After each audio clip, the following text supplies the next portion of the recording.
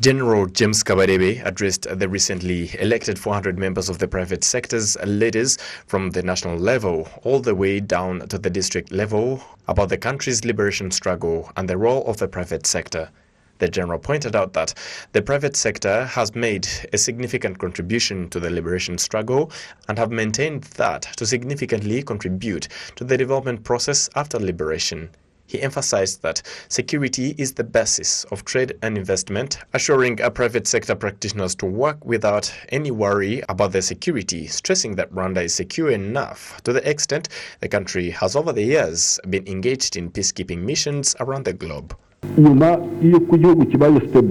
You can see that our country is stable. What His Excellency did was to build our country's security system and make it strong enough to last for generations and generations. When the security system is stable, the remaining task is to build the sustainable development. The private sector is the heart of the country. It is the private sector that will determine the nature of our politics. Yes, the country has a leadership system, but the private sector is stronger than any other sector. I wish they knew. General James Kabarebe also called on the private sector to work together for the betterment of the people and for the security of the country as well as for the rest of the country.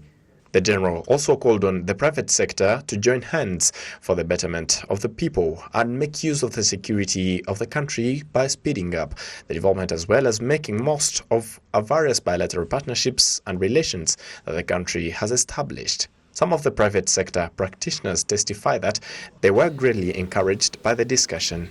Even Rwandans know well that alone you can achieve less. So people now know that coming together helps achieve even more tangible results with the fact that our country is secure.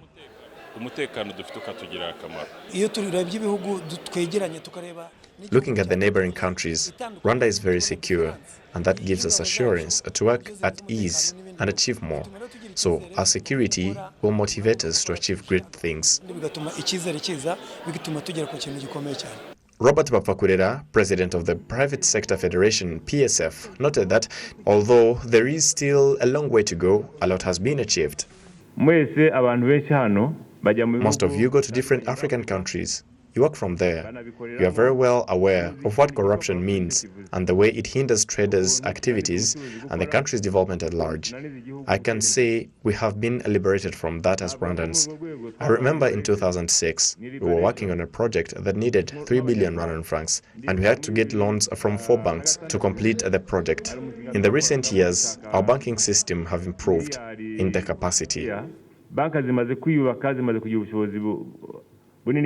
Private sector practitioners were further urged to make use of the opportunities at hand and avoid anything that can cause them to backslide.